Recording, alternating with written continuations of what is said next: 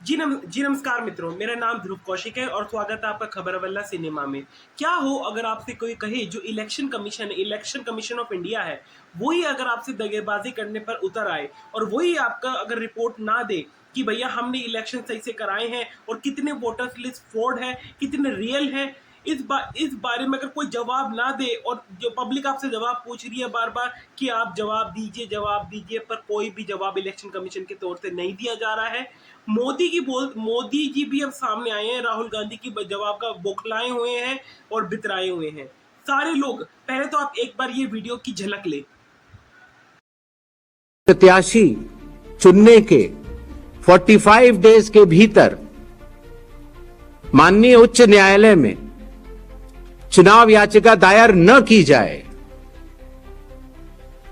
और फिर वोट चोरी जैसे गलत शब्दों का इस्तेमाल करके जनता को गुमराह करने का असफल प्रयास किया जाए, तो यह भारत के संविधान का अपमान नहीं तो और क्या है। जहां तक कि मशीन रीडेबल मतदाता सूची का सवाल है, माननीय सुप्रीम कोर्ट 2019 में ही कह चुका है कि यह मतदाता की निजता का हनन हो सकता है। Voter privacy can be breached. हमने कुछ दिन पहले देखा कि कई मतदाताओं की फोटो उनकी अनुमति के बिना मीडिया के समक्ष रखी गई, उनके ऊपर आरोप लगाए गए, उनका इस्तेमाल किया गया। क्या अपनी माताओं, बहुओं, बेटियों सहित किसी भी मतदाता की उनका कहना था कि फेक सस्पिशियस वोटर बन रहे हैं, मैनिपुलेटेड हैं, मास एडिशन हुए हैं।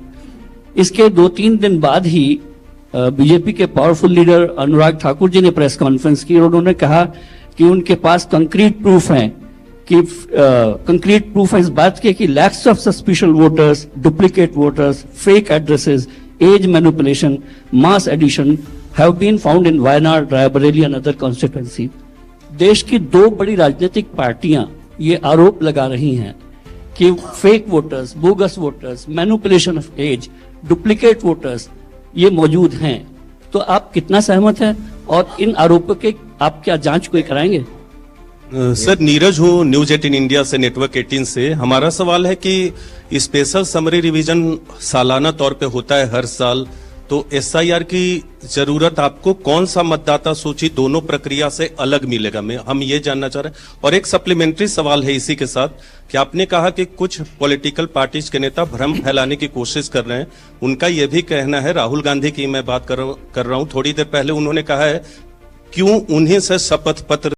मतलब आप इस वीडियो में आमतौर पे देख सकते हैं कि जो इलेक्शन कमीशन ऑफ इंडिया है, वो जो सवाल जो जनता इस समय कर रही है उसका जो है जवाब तक नहीं दे पा रहा है। इसका मतलब आप इस हिसाब से करप्शन का हिसाब से लगाएं कि वो राहुल गांधी कहते हैं कि जो पीएम मोदी है वो 25 वोटों से प्रधानमंत्री है।